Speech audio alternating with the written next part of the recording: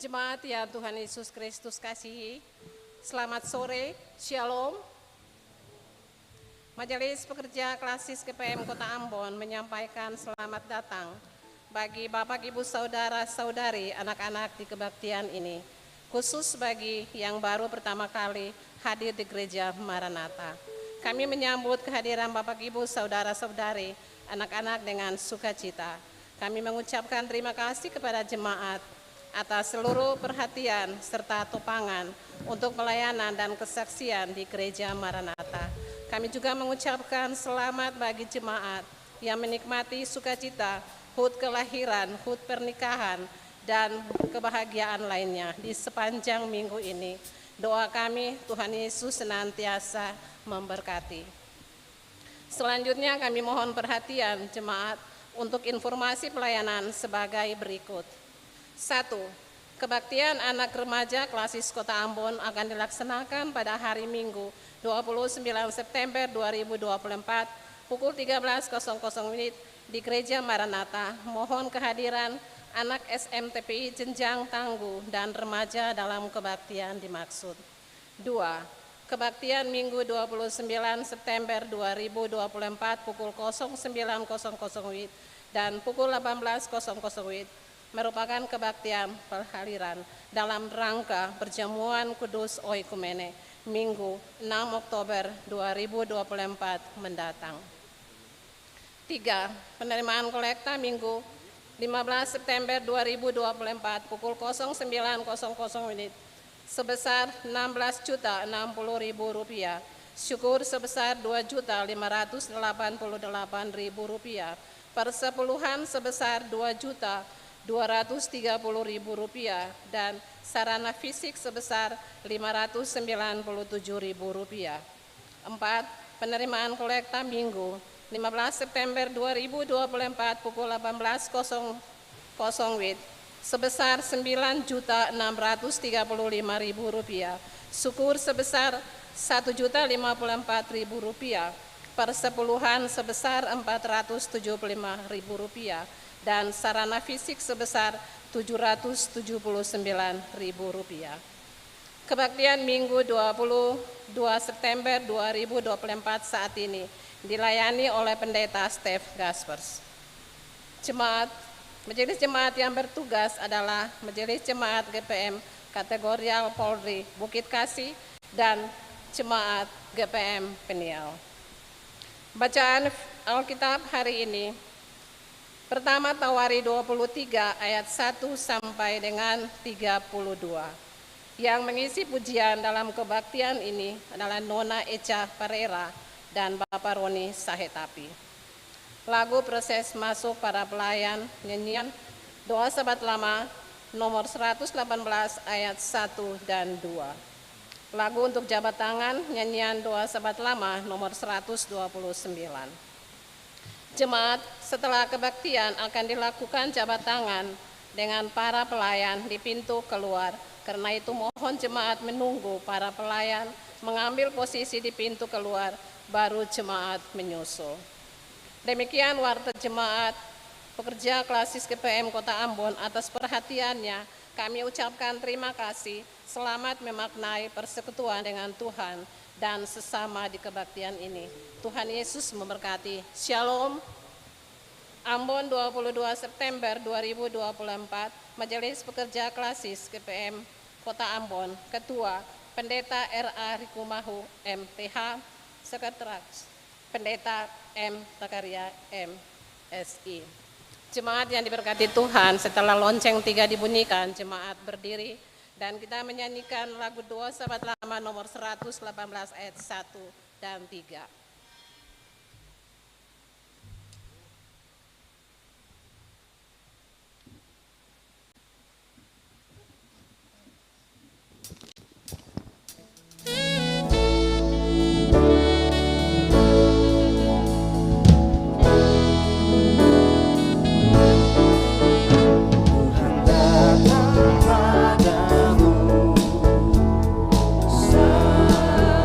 Sambutan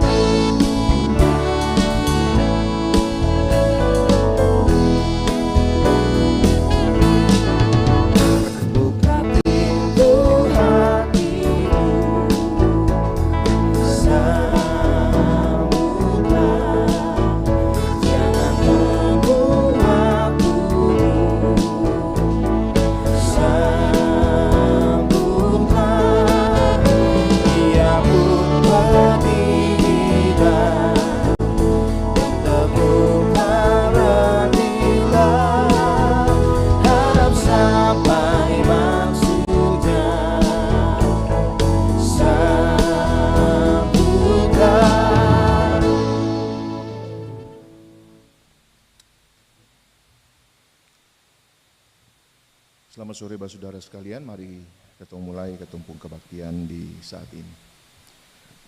Kebaktian ini berlangsung dalam nama Allah pencipta langit dan bumi. Yesus Kristus yang menebus dan menyelamatkan, Roh Kudus yang membarui dan menghidupkan. Damai sejahtera Allah menyertai jemaat.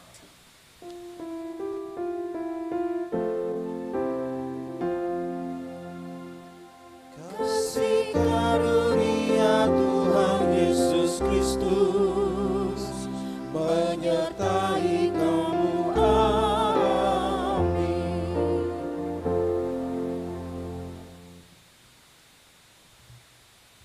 Kita yang kuat wajib menanggung kelemahan orang yang tidak kuat. Dan jangan kita mencari kesenangan kita sendiri. Setiap orang di antara kita harus mencari kesenangan sesama kita demi kebaikannya untuk membangunnya. Karena Kristus juga tidak mencari kesenangannya sendiri. Tetapi seperti ada tertulis, kata-kata cercaan mereka yang mencerca engkau telah mengenai aku. Demikian pembacaan nas pembimbing yang terambil dari Surat Roma pasal 15 ayat 1 sampai 3.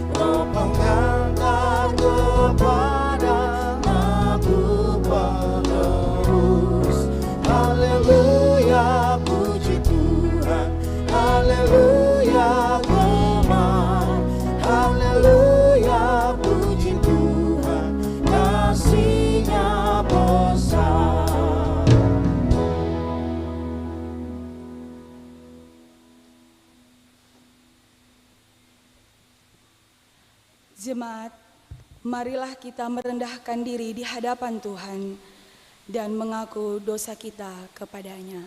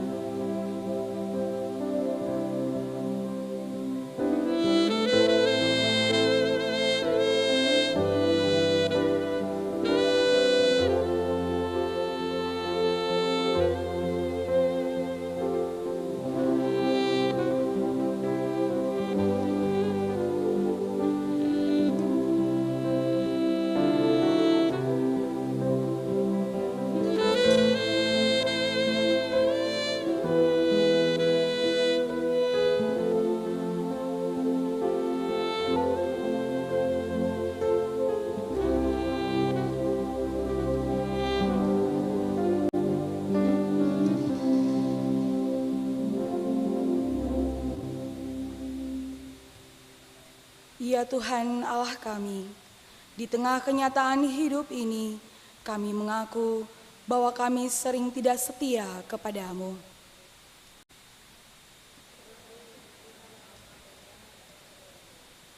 Kata-kata kami sering menyakiti daripada menghibur.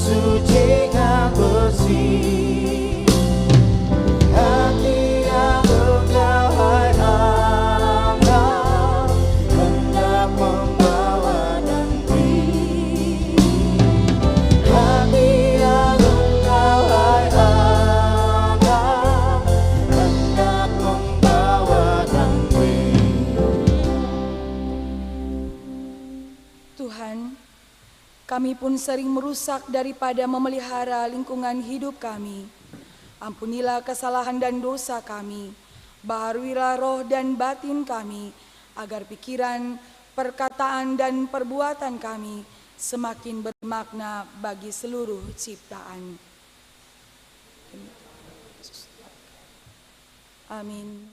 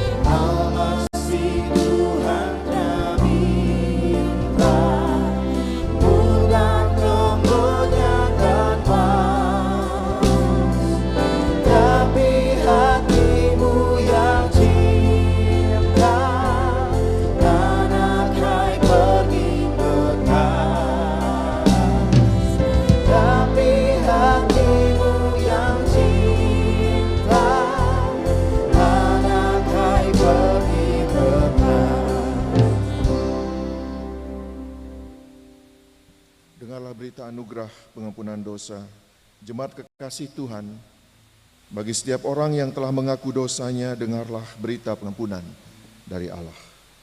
Sekalipun dosamu merah seperti kermisi, akan menjadi putih seperti salju. Sekalipun berwarna merah seperti kain kesumba, akan menjadi putih seperti bulu domba.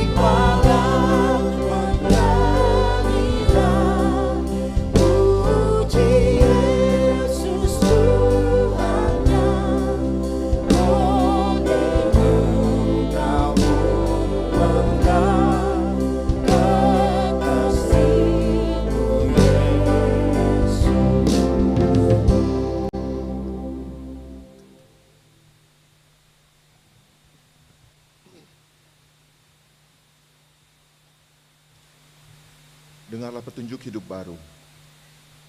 Karena itu marilah kita saling mengasihi, sebab Allah telah lebih dahulu mengasihi kita, dan yang telah mengutus anaknya sebagai pendamaian atas dosa-dosa kita.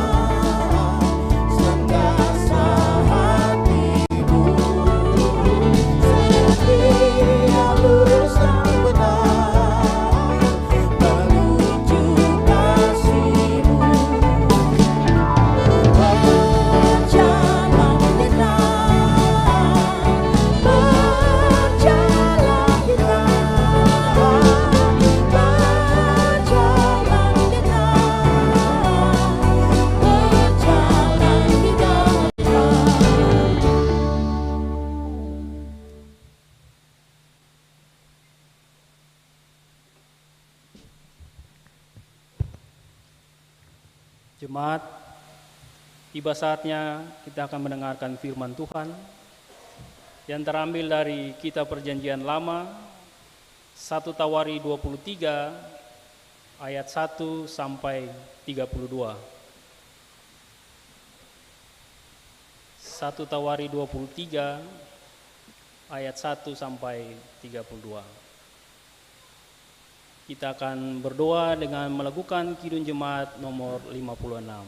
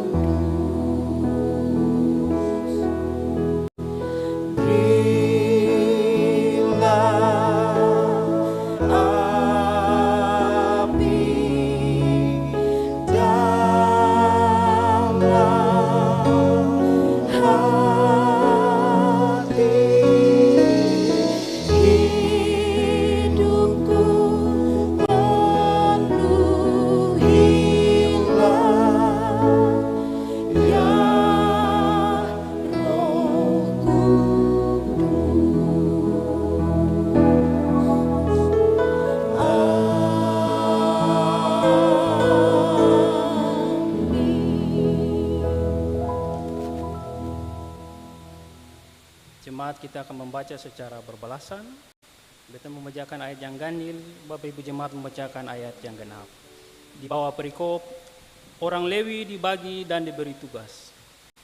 Setelah Daud menjadi tua dan lanjut umur, maka diangkatnya Salomo menjadi raja atas Israel.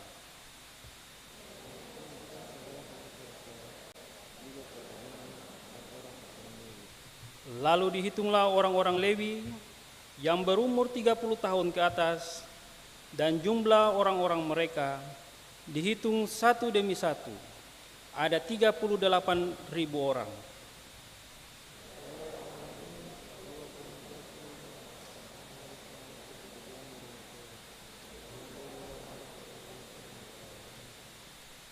.4.000 orang menjadi penunggu pintu gerbang, dan 4.000 orang menjadi pemuji Tuhan dengan alat-alat musik yang telah kubuat untuk melakukan puji-pujian, kata Daud.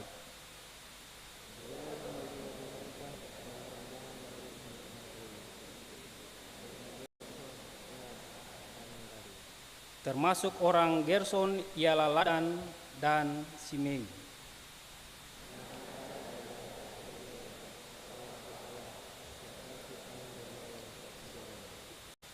Anak-anak Simei ialah Selomit, Hasil, dan Haran, 3 orang. Orang-orang inilah yang menjadi kepala puak Ladan.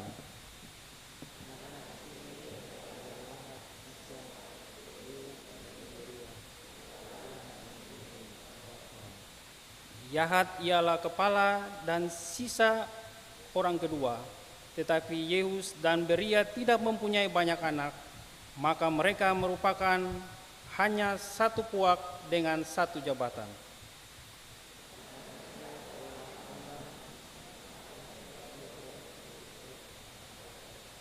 Anak-anak Amram ialah Harun dan Musa.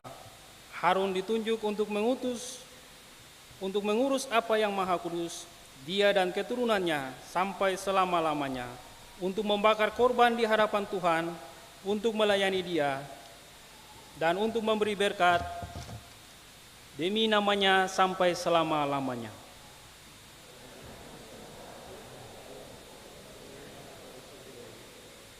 Anak-anak Musa ialah Gersom dan Eliezer.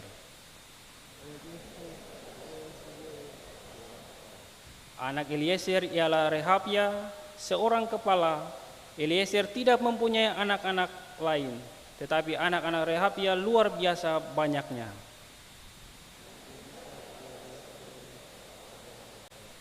Anak-anak Hebron ialah Yeria, seorang kepala. Amaria, anak yang kedua. Yahasil, anak yang ketiga. Dan Yekameam, anak yang keempat.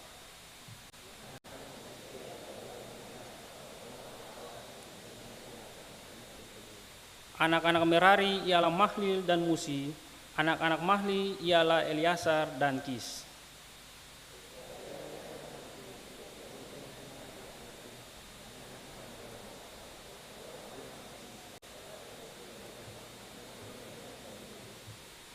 Anak-anak Musi ialah Mahli, Eder, dan Yeremot, 3 orang.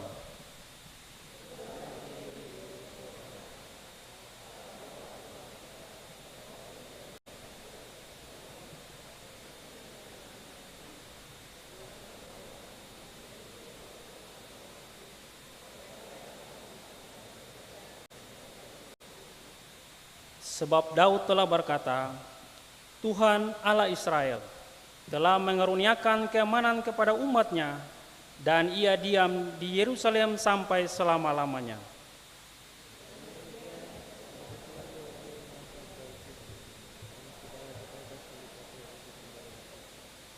Sebab sesuai dengan titah Daud yang belakangan, mereka yang didaftarkan dari anak-anak Lewi ialah yang berumur 20 tahun ke atas.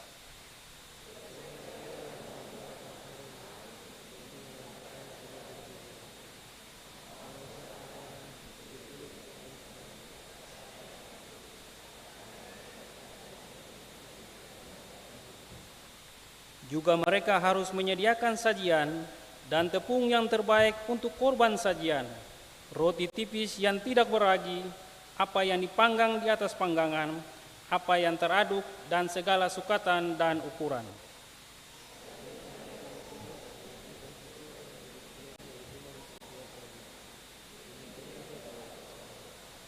Dan pada waktu mempersembahkan segala korban bakaran kepada Tuhan, pada hari-hari Sabat, bulan-bulan baru, dan hari-hari raya, menurut jumlah yang sesuai dengan peraturan yang berlaku bagi mereka sebagai tugas di hadapan Tuhan.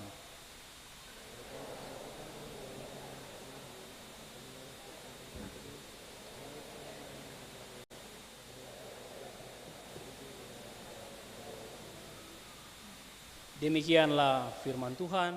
Haleluya, haleluya, haleluya.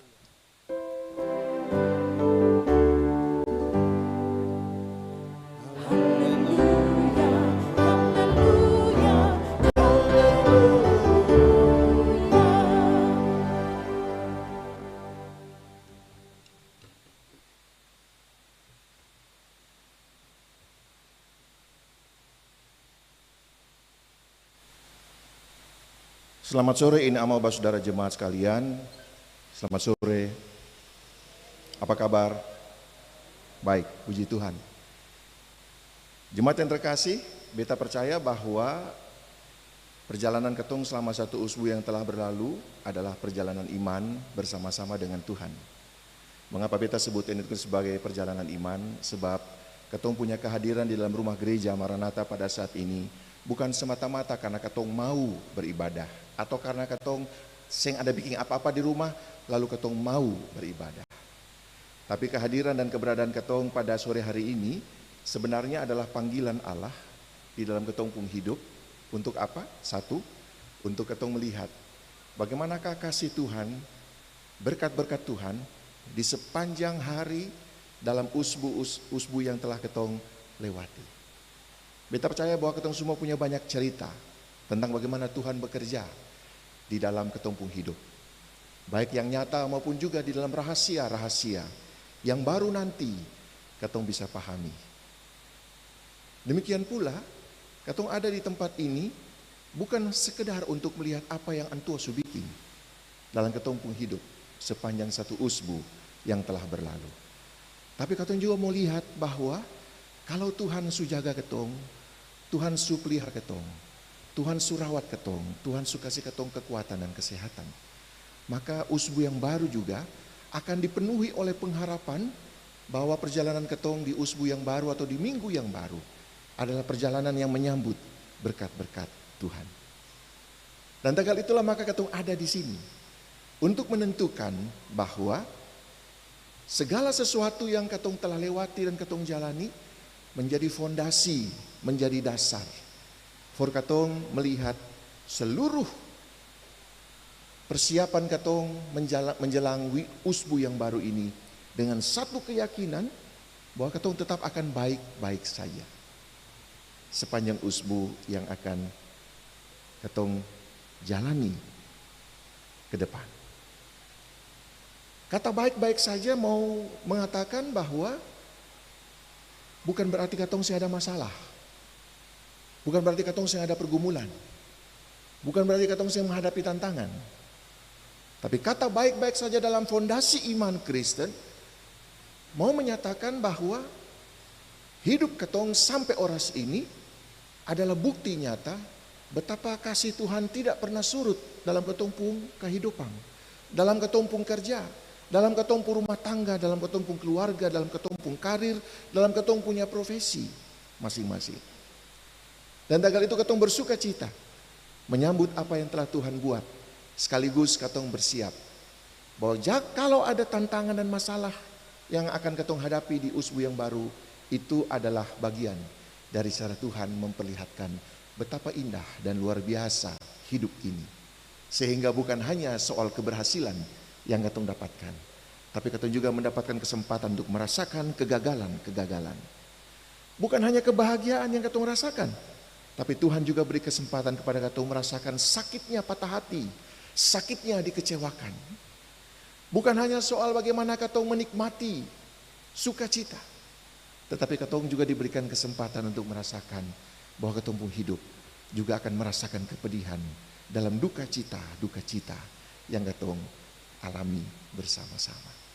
Tapi itulah yang kemudian membuat ketong melihat bahwa kasih Tuhan itu adalah rahasia yang justru menghidupkan ketong semua di tengah-tengah tantangan dan ketong punya pergumulan hidup setiap hari. Beta ingin mulai dengan hal itu sebab ketika ketong membaca Alkitab, mulai dari Kejadian sampai dengan Wahyu, beta percaya ina ama saudara dan teman-teman sekalian sudah membaca Alkitab kita selesai. Dan ketong akan mendapati bahwa Alkitab kita ini luar biasa. Bukan karena dia bercerita tentang sorga, tapi dia bercerita tentang kemanusiaan. Dia bercerita tentang pengalaman kemanusiaan. Dia tidak hanya bercerita tentang kemuliaan manusia, kesalehan manusia, tapi dia juga bercerita tentang betapa bobroknya kemanusiaan itu ketika berhadapan dengan situasi-situasi tertentu. Dan kalau ketong juga membaca kitab-kitab di dalam ketong punya Alkitab ini, ketong mendapatkan satu kesan yang besar bahwa Alkitab sedang berbicara tentang manusia di dalam hubungan dengan manusia yang lain. manusia di dalam hubungannya dengan Tuhan, manusia di dalam hubungannya juga dengan lingkungan di mana dia berada. Dengan kata lain, kalau ketong bicara beriman di dalam sudut pandang Alkitab yang ketong baca secara langsung, ketong berbicara ketong pun iman ini bukan iman yang seorang diri, bukan iman yang berdiri sendiri-sendiri, tetapi iman dalam hubungan dengan ketong punya sesama manusia yang lain.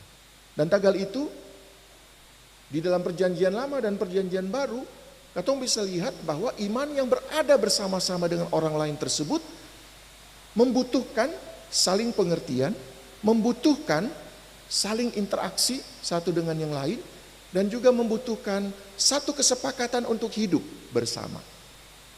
Maka dalam gambaran besar tersebut, ketong bisa melihat bahwa Alkitab bicara soal manajemen, pengelolaan kehidupan bersama, pengorganisasian di dalam kehidupan sebagai masyarakat, sebagai umat, di dalam ketong punya kehidupan di dunia ini. Itulah wajah kemanusiaan yang ketong lihat ketika ketong membaca Alkitab. 1 Tawarik pasal 23 ayat 1 sampai 32 yang ketong sudah baca dengan panjang lebar itu memperlihatkan satu bagian, satu fragmen dari kisah kemanusiaan di mana iman itu dibangun di dalam manajemen, di dalam pengelolaan untuk menjalani hidup bersama. Dan tagal itu ada kesepakatan-kesepakatan yang dilakukan bersama-sama. Dan tagal itu ada pembagian-pembagian tugas yang dilakukan bersama-sama supaya tujuan hidup itu bisa dirasakan, bisa dicapai juga bersama-sama, bukan menjadi milik satu atau dua orang saja. 1 Tawarik mulai dengan pernyataan Daud sudah tua dan lanjut umurnya. Dan tagal itu dia membutuhkan seorang pengganti. Ini sesuatu yang sangat wajar. Ini sesuatu yang sangat manusiawi. Daud seorang raja yang besar. Dia dikenal karena dia berhasil menyatukan suku-suku Israel yang sebelumnya lain bakal lain yang lain. Lain saya mau kenal lain.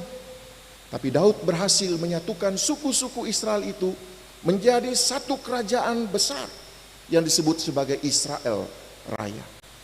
Dan kali itu Daud dikenal sebagai raja yang besar. Tapi Daud tetap manusia biasa. Umurnya bertambah dan dia bisa menjadi tua. Dan pada waktu dia merasa sudah tua dan tidak bisa lagi melanjutkan kepemimpinannya, maka dia memberikan tongkat estafet kepemimpinannya kepada penerusnya yang disebutkan dalam 1 Tawarik, yaitu Salomo.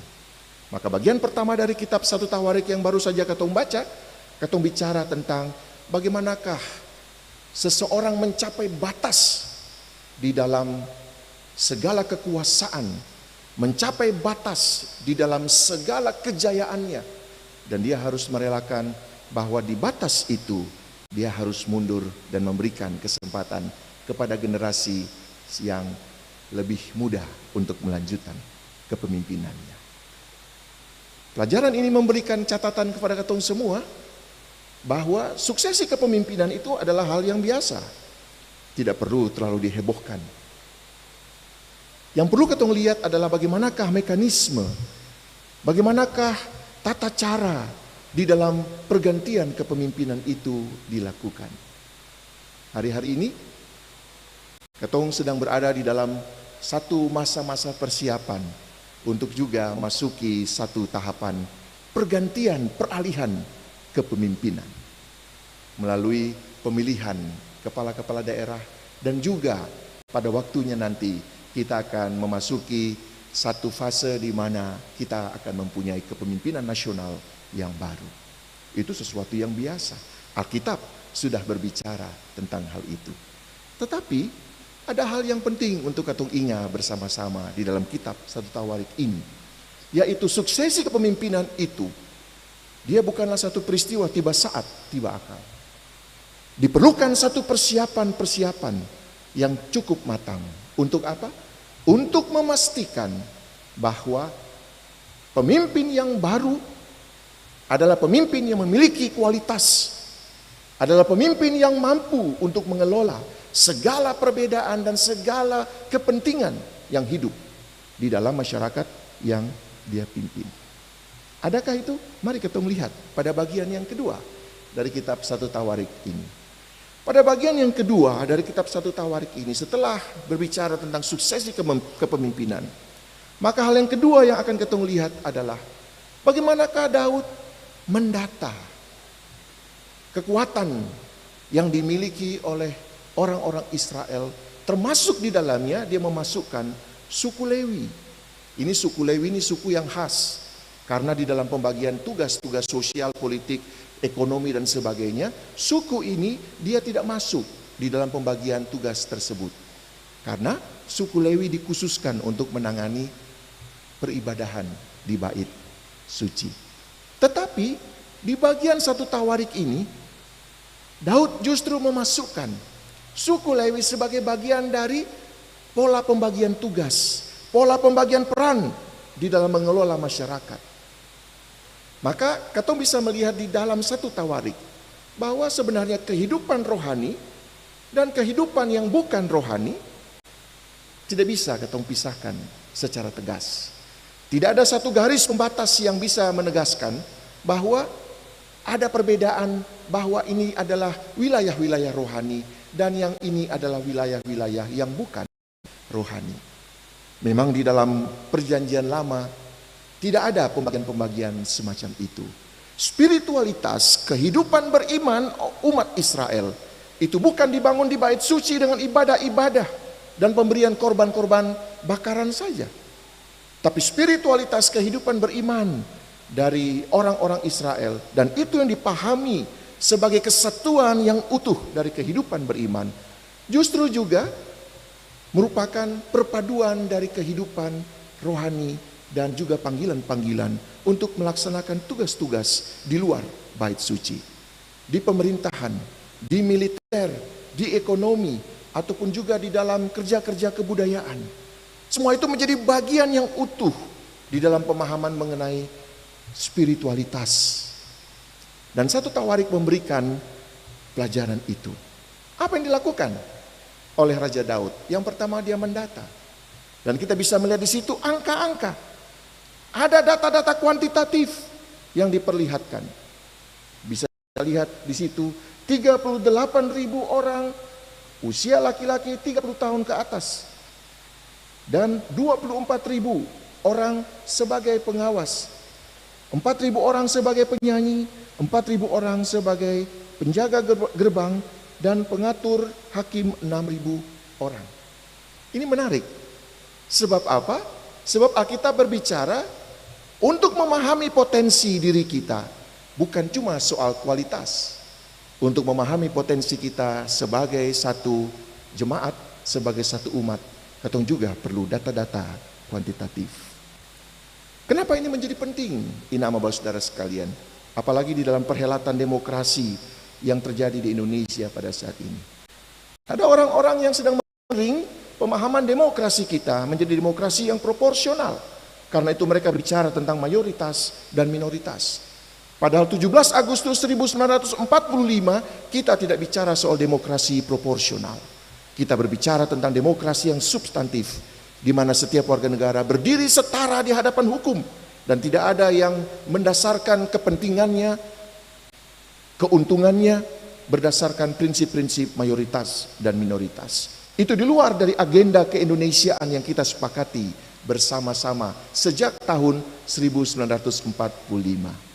Tapi seiring dengan perkembangan zaman pada saat ini, kita melihat dan kita harus jujur mengatakan bahwa ada kelompok-kelompok, ada orang-orang yang mendorong proses-proses berdemokrasi ini hanya secara proporsional. Dan karena itu kekuatan kita hanya dihitung secara kuantitatif, bukan semata-mata secara kualitatif. Maka pertanyaan for ketong semua, terutama orang-orang Kristen di negara ini adalah, seberapa kuat kekuatan kita untuk mengubah seluruh proses menjadi lebih baik di era demokratisasi pada saat ini. Seberapa kuat kita juga mempunyai kekuatan untuk memberikan kualitas yang baik kepada demokrasi yang kita usung sebagai prinsip bernegara, berbangsa dan bernegara pada saat ini. Maka ketong harus melihat kekuatan data kita di mana.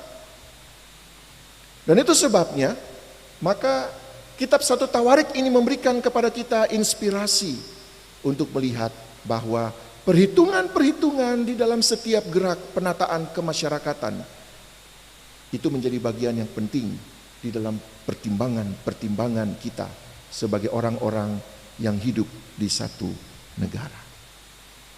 Yang ketiga, tidak cukup dengan pendataan itu. Tetapi Daud justru kembali kepada akar yang paling penting di dalam kitab 1 Tawarik ini. Back to the root, kembali kepada akar. Di manakah fondasi dari kualitas kehidupan bersama itu mau dibangun? Di manakah kader-kader kepemimpinan di masa depan harus dipersiapkan? Maka kita baca di ayat 7 sampai dengan ayat yang ke-32. Kita menemukan satu inspirasi bahwa tidak lain, tidak bukan. Dia harus dimulai dari keluarga. Apa pentingnya 1 Tawarik mencatat anak dari ini, cucu dari ini, punya anak ini, dan seterusnya dalam satu gambaran silsilah yang cukup panjang. Sebenarnya Daud mau bilang bahwa pada setiap keluarga ada kekuatan. Untuk apa? Mempersiapkan kader-kader kepemimpinan di masa depan. Fondasinya bukan pada DPR, fondasinya bukan kepada eksekutif, fondasinya bukan pada yudikatif, fondasinya justru ada pada setiap keluarga dari warga negara Republik Indonesia. Kualitas bangsa dan bernegara kita tidak ditentukan oleh produk undang-undang semata-mata. Tidak ditentukan oleh kekuatan partai-partai politik semata-mata. Tetapi justru ditentukan oleh siapakah orang-orang yang akan kita utus untuk membawa iman Kristen tersebut di yudikatif, di legislatif, ataupun di eksekutif. Daud kembali kepada akarnya, yaitu fondasinya cuma satu, keluarga Kristen yang kokoh, yang sungguh-sungguh dengan terencana mempersiapkan anak-anak untuk menghadapi dunia ini dengan seluruh tantangan dan pergumulannya. Mempersiapkan anak-anak dengan pendidikan yang tangguh dan kokoh, sehingga mereka tidak mudah diombang-ambingkan oleh berbagai rupa-rupa ajaran dan godaan yang saat ini sedang menggoda kita, terutama generasi muda. Maka di dalam pemahaman itu, kitab 1 Tawarik memberikan inspirasi kepada kita untuk melihat seluruh proses pergantian, peralihan kepemimpinan yang terjadi, baik pada level nasional maupun juga pada level provinsi, kota, kabupaten, bukan semata-mata sebagai satu rutinitas politik, tapi sebagai peringatan bagi kita. Apakah ada kader-kader kita yang sudah kita utus, yang sudah kita persiapkan? Maka kita tidak berbicara tentang kader-kader yang tiba saat, tiba akal, yang kemudian hanya tampil di dalam baliho-baliho, tetapi tanpa visi dan tanpa misi. Dari manakah visi dan misi itu? Visi dan misi itu dimulai dari keluarga-keluarga Kristen yang sungguh-sungguh sadar politik, bahwa anak-anak kita adalah calon-calon pemimpin masa depan. Dan karena itu, tugas dan tanggung jawab kita pada saat ini bukanlah sebatas 5 tahun, 10 tahun kita mempersiapkan mereka dengan pendidikan secara formal. Tetapi tugas dan tanggung jawab kita adalah jauh melihat kemanakah kota Ambon, pembangunan kota Ambon ini 20 tahun yang akan datang. Kemanakah arah pembangunan Provinsi Maluku ini 30 tahun, 50 tahun yang akan datang. Apakah kita akan menghadapi data yang sama, bahwa pembangunan kita 79 tahun kemerdekaan Republik Indonesia, kita tetap tercatat sebagai pemegang rekor sebagai provinsi termiskin keempat, atau mungkin juga sebagai kota yang amburadul entah keberapa. Karena tidak ada penata layanan, tidak ada penataan yang sungguh-sungguh maksimal. Saya ingin mengatakan ini sebagai satu bentuk panggilan iman kita. Bahwa proses-proses pemilihan kepala daerah bukanlah semata-mata tanggung jawab kita secara rutin sebagai warga negara, tapi panggilan iman kita. Dan karena itu, kita ingin juga memastikan bahwa pemimpin-pemimpin yang akan kita pilih nanti bukanlah pemimpin-pemimpin yang hanya pandai beriklan lewat baliho-baliho di sepanjang bendar kota Ambon ini. Tapi pemimpin-pemimpin yang sungguh kita kenal, sungguh melekat, dan sungguh kita tahu mampu untuk mengatasi masalah-masalah di dalam kota maupun dalam provinsi ini. Satu Tawarik memperlihatkan itu, bahwa suksesi kepemimpinan, pembagian peran berdasarkan data, perhitungan-perhitungan itu menjadi penting. Dan juga kualitas keluarga-keluarga kita menjadi pertimbangan yang penting bagi ketong semua untuk melihat kemana ke arah masa depan bergereja kita. Kalau beta bilang bergereja, bukan urusan soal sembahyang di gereja Maranatha. Tapi kalau beta bilang bergereja, maka gereja adalah bagian dari masyarakat. Dan tagal itu ketong semua adalah gereja yang diutus untuk menjadi kader-kader partai politik, yang diutus menjadi anggota-anggota legislatif, yang diutus menjadi eksekutif pada tingkat pemerintahan kota Ambon ataupun pada tingkat provinsi Maluku. Katong bawa nama Tuhan di situ. Katong menjadi orang-orang yang memuliakan Allah di situ.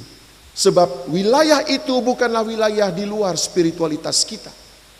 Wilayah itu adalah bagian dari panggilan iman kita untuk memperlihatkan siapakah kita sebagai orang-orang Kristen yang mempunyai kualitas yang berbeda di dalam pengelolaan kehidupan bersama di negara ini. Maka perhelatan demokrasi yang akan berlangsung akan menentukan juga apakah kita akan menggadaikan masa depan kita selama 5 tahun yang akan datang hanya demi 100.000 yang akan kita terima setelah kita tusuk di bilik suara, kancing bayar. Apakah itu akan menjadi spiritualitas baru, bahwa kita sebagai orang-orang Kristen kualitasnya hanya ditentukan oleh kancing bayar 100.000, 150.000, yang penting poro kenyang, 100.000 yang apa-apa, tapi kita menggadaikan seluruh masa depan kita 5 tahun yang akan datang, di mana hak kita sebagai warga negara juga ada di situ dan patut untuk dipertimbangkan. 1 Tawarik pasal 23 ayat 1 sampai 32 ini memberikan kepada kita sebuah inspirasi untuk menyatakan kita bukan warga negara kelas 2. Dan karena itu kita siap untuk masuk di dalam era demokrasi ini, untuk sama-sama menentukan kualitas hidup kita sebagai orang-orang Kristen. Kita adalah bagian yang penting dari negara ini. Dan karena itu, maka seluruh aspirasi dan kepentingan kita juga harus diperhatikan. Kita bukan semata-mata, saya katakan kepada angkatan muda, jangan sampai kita cuma menjadi mesin pendulang suara. Tapi setelah mereka dapat suara, mereka melupakan kita. Maka kita harus memastikan bahwa ada kontrak politik yang ketong harus buat dengan calon-calon pemimpin ini. Sama seperti yang Daud lakukan kepada Salomo. Untuk apa Daud menyatakan 38.000 orang dengan tugas dan perannya? Untuk memastikan bahwa dengan kepemimpinan yang baru ini, seluruh peran-peran itu terbagi habis. Untuk apa? Kemaslahatan hidup bersama. Maka hidup kita sebagai orang-orang Kristen dan orang-orang beriman di negara ini adalah hidup untuk memastikan hak dan kewajiban kita sebagai warga negara benar-benar dijamin. Dan tidak ada yang didiskriminasi hanya karena ada orang yang mengatakan kita minoritas. Kita minoritas secara demografis dibandingkan dengan jumlah-jumlah penduduk di wilayah-wilayah lain. Tapi kita punya kualitas sejarah, kualitas sebagai orang-orang yang sungguh-sungguh berdedikasi dalam pelayanan-pelayanan kita di tempat-tempat di mana Tuhan memanggil kita. Karena itu, menjadi ASN yang berkualitas, menjadi anggota TNI dan Polri yang berkualitas, yang menjunjung tinggi kehormatan lembaga dengan memastikan keamanan dan ketertiban masyarakat, dan menjadi warga masyarakat yang berkualitas dengan tahu siapa yang akan menjadi pemimpin dan kita mendukung, sebab pada akhirnya tidak ada pemimpin tanpa rakyat. Maka kita harus memastikan bahwa seluruh kebutuhan dan kepentingan kita sebagai rakyat dijamin dari berbagai aspek: hukum, pendidikan, ekonomi, sosial, budaya, semuanya menjadi bagian dari cara kita mengelola kehidupan kita bersama. Selamat memasuki usbu yang baru dengan inspirasi satu tawarik. Kita percaya Tuhan akan memberikan hikmat for ketong semua untuk menjalankan tugas dan tanggung jawab kita. Bukan hanya sebagai orang-orang Kristen yang rajin beribadah, tapi juga sebagai warga negara yang rajin untuk mengontrol kekuasaan dan kepemimpinan. Tete manis sayang ketong semua. Amin.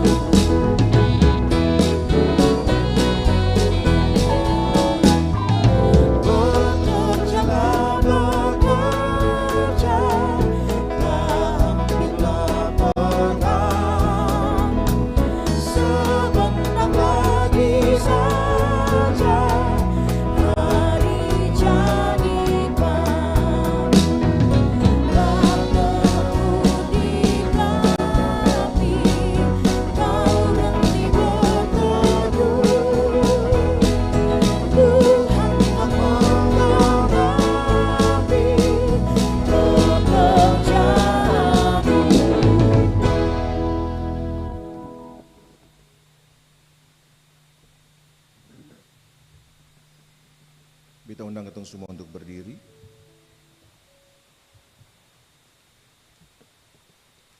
Mari bersama-sama dengan semua orang percaya di sepanjang masa dan di segala tempat kita mengucapkan pengakuan iman rasuli demikian. Aku percaya kepada Allah, Bapa yang Maha Kuasa, Khalik langit dan bumi, dan kepada Yesus Kristus, Anaknya yang tunggal Tuhan kita, yang dikandung daripada Roh Kudus, lahir dengan darah Maria, yang menderita di bawah pemerintahan Pontius Pilatus, disalibkan, mati dan dikuburkan, turun ke dalam kerajaan maut, bangkit dari ketiga, bangkit pula dari antara orang mati, naik ke surga, duduk di sebelah kanan Allah, Bapa yang Maha Kuasa, dan akan datang dari sana untuk menghakimi orang yang hidup dan yang mati. Aku percaya kepada Roh Kudus, gereja yang kudus dan am, persekutuan orang kudus, pengampunan dosa, kebangkitan daging, dan hidup yang kekal. Silakan duduk. Bersama-sama kita akan mendengarkan persembahan pujian oleh Bapak Roni Sahetapi. Disilakan.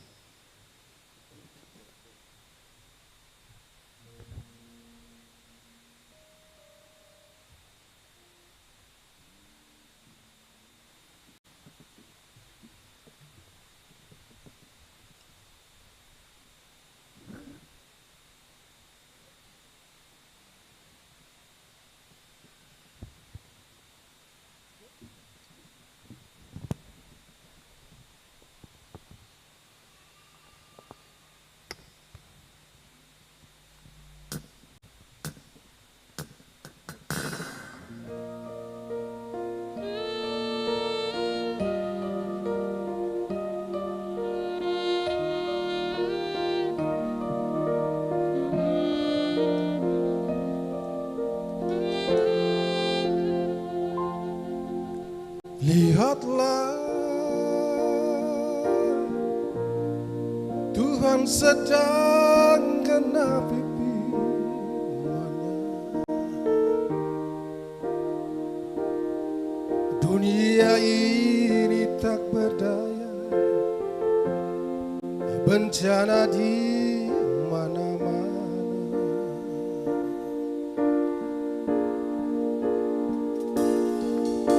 Jerit tangis dan air mata, jangan runtuhkan iman percaya. Ingatlah, datang selalu pada Yesus, penolong yang setia.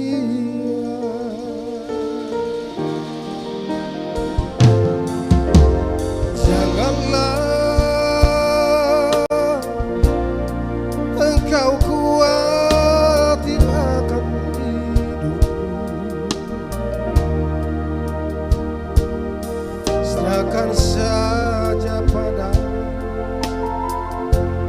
Yesus, menjaga hidupmu.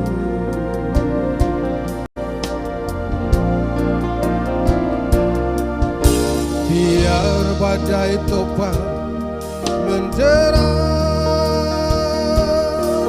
jangan khawatir, sebab Yesus ada. Percaya dan serahkan kepada-Nya segala khawatir.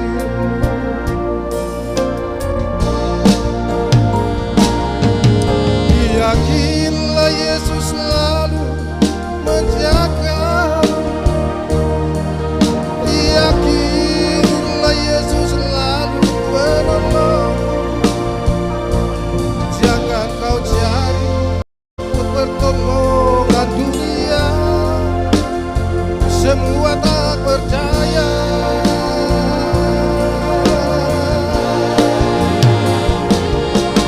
Mintalah Yesus berikan kekuatan, mintalah Yesus berikan kemampuan, agar dapat menjalani hidup ini menurut firman-Nya.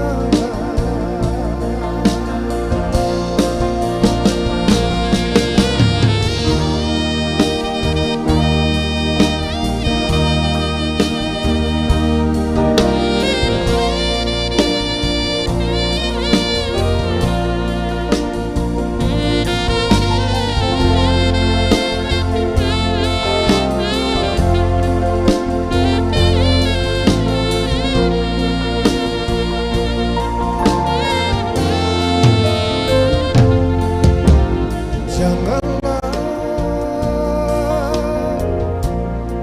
engkau khawatir akan hidupmu, serahkan saja Yesus menjaga hidupmu.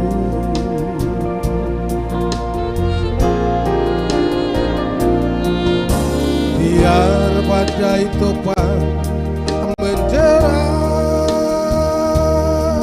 jangan khawatir, sebab Yesus ada.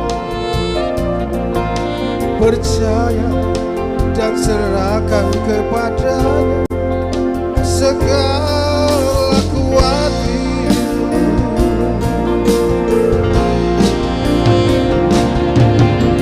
Yakinlah Yesus selalu menjagamu. Yakinlah Yesus selalu menolongmu.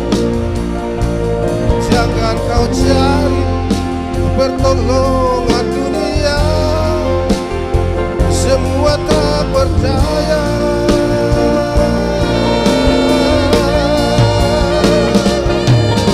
Mintalah Yesus berikan kekuatan.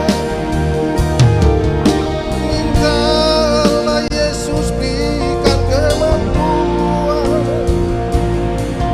agar dapat menjalani hidup ini menurut firman-Nya. Haleluya. Yakinlah Yesus selalu menjagamu. Yakinlah Yesus selalu menolongmu. Jangan kau cari pertolongan dunia, semua tak berdaya.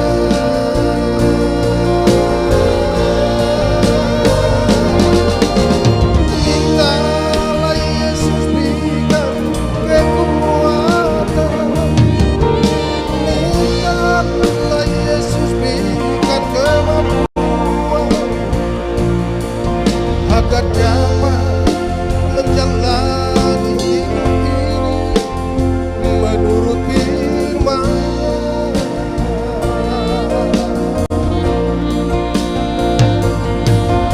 Agar dapat menjalani hidup ini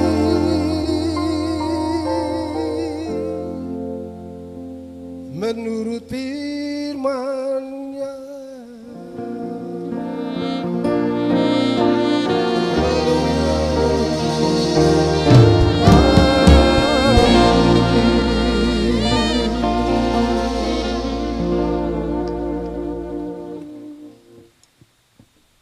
Terpujilah nama Tuhan.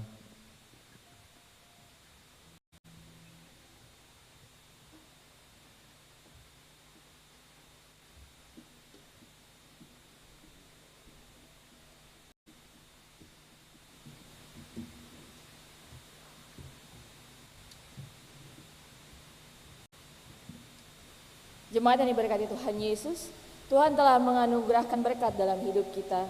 Karena itu, marilah kita bersyukur kepadanya dengan memberikan persembahan syukur hari ini. Tuhan memberkati kita.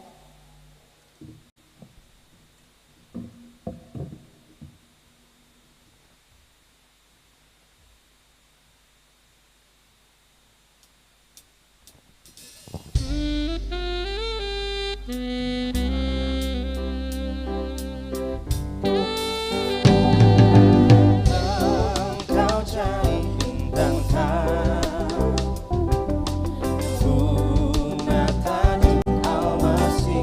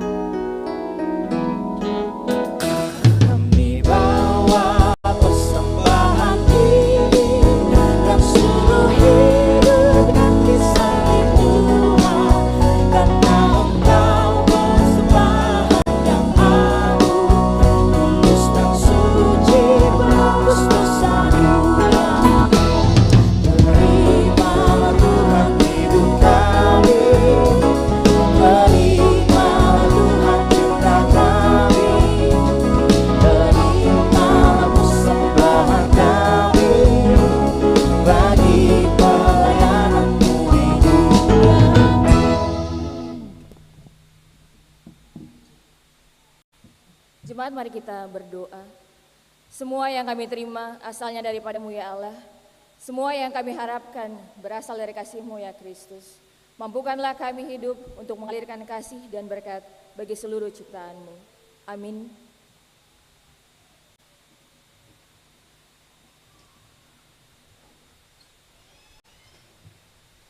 Bersama-sama kita akan mendengarkan persembahan pujian oleh Nona Echa Parera. Disilakan.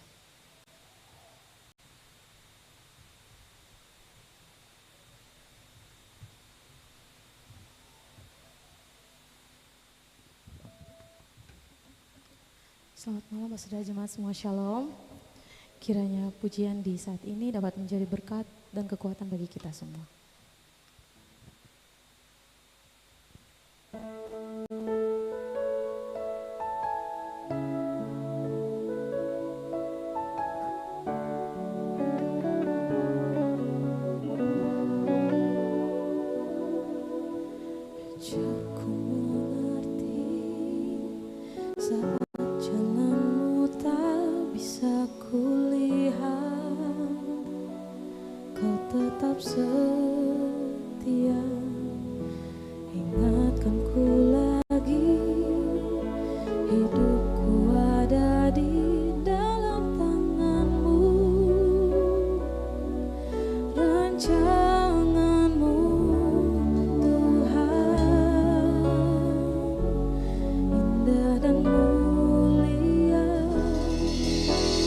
Tuhan tak pernah gagal.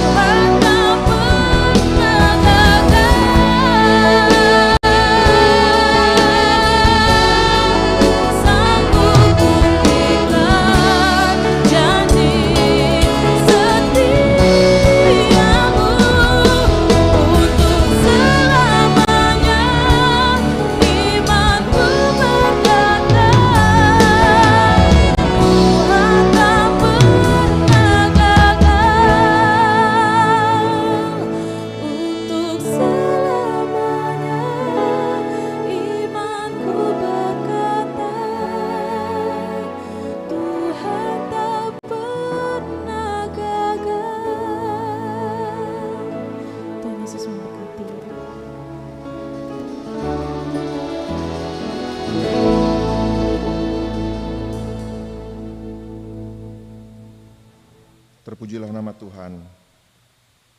Mari ketemu satu dalam doa.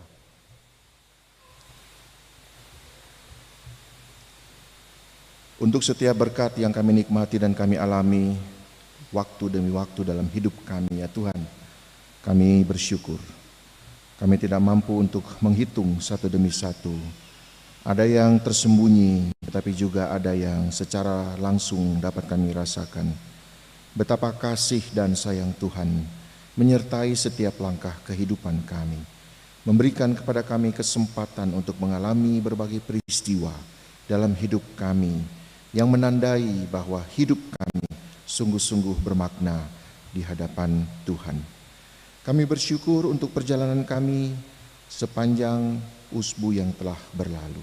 Hari demi hari, dalam tugas dan tanggung jawab kami masing-masing, baik di rumah tangga dan keluarga kami, maupun juga di tempat-tempat pekerjaan, di mana Tuhan mempercayakan kami untuk melakukannya. Dalam segala keterbatasan dan kelemahan kami, Tuhan menjaga, Tuhan melindungi, Tuhan merawat kami, sehingga kami mampu untuk melakukannya sesuai dengan apa yang menjadi panggilan dari tugas dan tanggung jawab kami tersebut. Kami bersyukur untuk makanan dan minuman, untuk kekuatan dan kesehatan yang boleh kami nikmati, dan semuanya itu membuat kami tetap ada di dalam keadaan yang baik. Sampai pada saat ini ketika kami berjumpa dengan saudara-saudara seiman di rumah gereja Maranatha ini, dalam puji-pujian maupun juga di dalam kerendahan hati untuk memahami firman Tuhan. Kami mohon hikmat-Mu Tuhan, agar dengan seluruh sukacita dan kekuatan dari firman Tuhan itu, kami mampu untuk menjalani kehidupan kami di usbu yang baru, bersama-sama dengan orang-orang terkasih dalam kehidupan rumah tangga dan keluarga kami, dengan orang tetua dan anak-anak kami, dengan suami, dengan istri, maupun dengan sanak saudara kami, maupun juga dengan kolega-kolega kami, dengan rekan-rekan sekerja kami di tempat-tempat pekerjaan kami dimanapun Tuhan menempatkan kami untuk melakukannya. Kami percaya bahwa setiap kali kami beribadah, Tuhan memberikan kepada kami kualitas yang baru untuk melihat betapa berartinya hidup kami, dan karena itu kami tidak akan menyia-nyiakan kesempatan-kesempatan yang telah Tuhan berikan kepada kami untuk mengembangkan karir kami, untuk mengembangkan profesi kami, untuk memperkuat kehidupan finansial keluarga kami, dan juga mendidik anak-anak kami di dalam kehidupan mereka, dalam pertumbuhan mereka, baik secara fisik maupun juga secara iman. Kami percaya bahwa kasih sayang dan berkat Tuhan akan selalu menyertai kehidupan kami, keluarga demi keluarga, pribadi demi pribadi yang pada saat ini berada di dalam rumah gereja Maranatha ini ya Tuhan. Kami mengucap syukur juga Tuhan untuk seluruh berkat yang telah Tuhan berikan kepada kami.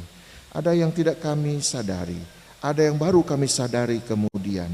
Kami percaya semua itu menandakan bahwa Tuhan tidak pernah meninggalkan kehidupan kami. Kami mohon penyertaan-Mu di dalam setiap perjalanan hidup kami, agar supaya apa yang kami rencanakan pada saat ini, terutama di dalam kehidupan pribadi, keluarga, maupun juga dalam prospek pekerjaan kami, diberkati oleh Tuhan. Semuanya kami lakukan bukan semata-mata bagi kemuliaan diri kami sendiri, tetapi kami lakukan semata-mata bagi hormat dan kemuliaan bagi nama Tuhan. Kami mohon penyertaan Tuhan di dalam kehidupan kami sebagai orang-orang Kristen di negara Republik Indonesia ini Tuhan, terutama di dalam masa-masa persiapan kampanye maupun juga pada waktunya nanti ketika kami diberikan kesempatan untuk menjalani hak demokrasi kami sebagai warga negara Republik Indonesia, mengikuti pemilihan kepala daerah pada tingkat provinsi, kota, kabupaten, maupun nanti pada waktunya nanti ketika kami melihat pergantian kepemimpinan nasional, sehingga seluruh proses ini Tuhan, biarlah menjadi proses di mana kami sebagai orang-orang Kristen di negara ini memuliakan Tuhan dengan tugas, peran, dan tanggung jawab kami masing-masing. Bersama-sama dengan saudara-saudara kami sebangsa dan setanah air yang berbeda bahasa, berbeda agama, berbeda budaya, tetapi Tuhan telah panggil kami semua untuk mengalami anugerah Tuhan dengan Indonesia yang merayakan perbedaan sebagai anugerah dari Tuhan semata-mata. Syukur kepadamu Tuhan atas apa yang telah Engkau berikan kepada kami. Kami berdoa bagi para pemimpin bangsa dan negara kami pada setiap jenjang administrasi pemerintahan, dari nasional, provinsi, kota, kabupaten, sampai pada tingkat desa dan negeri.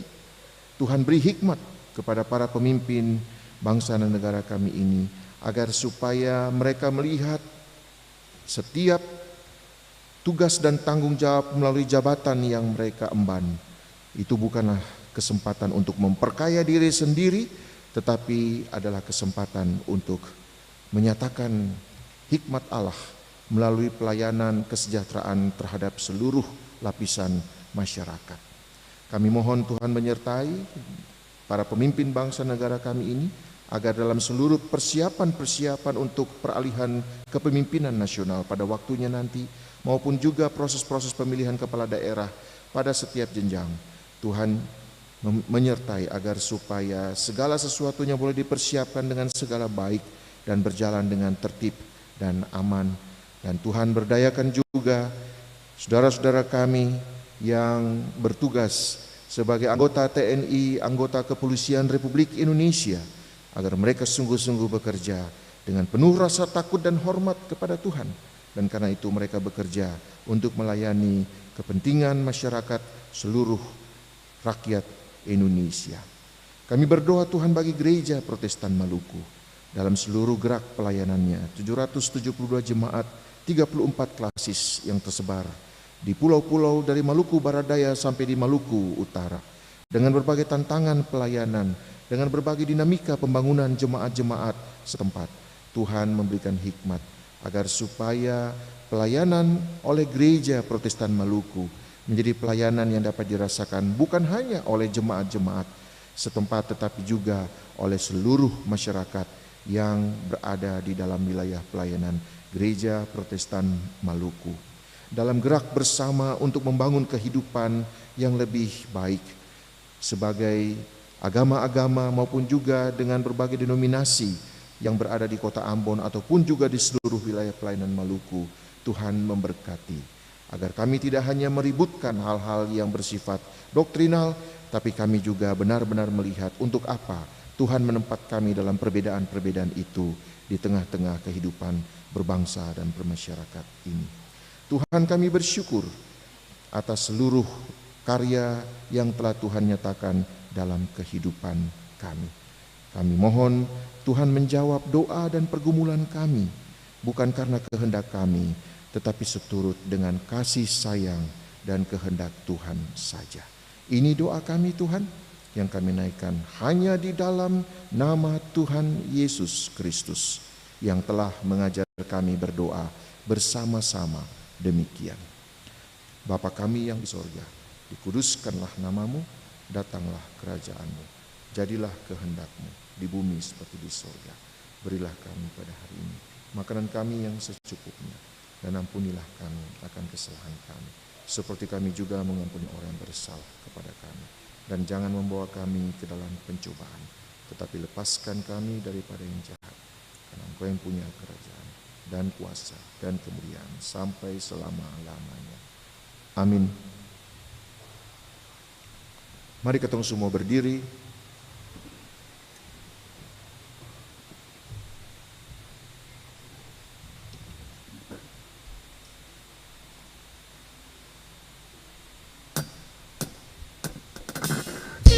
kehendakmu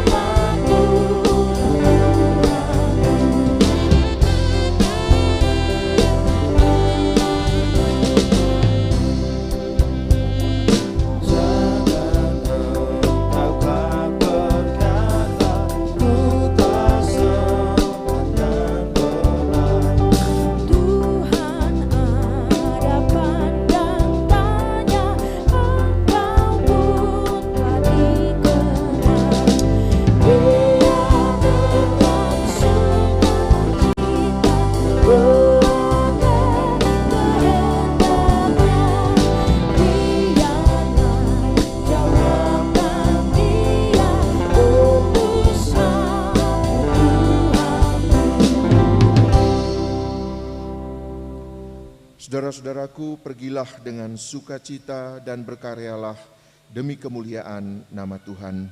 Untuk itu terimalah janji penyertaannya. Kasih karunia dan damai sejahtera dari Tuhan Yesus Kristus menyertai kehidupan kita sekalian hari ini dan seterusnya. Amin, amin, amin.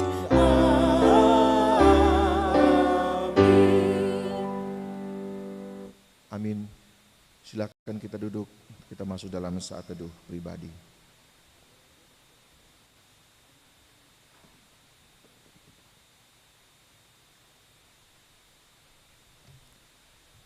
Selamat memasuki usbu baru bersama-sama dengan berkat Tuhan yang akan menyertai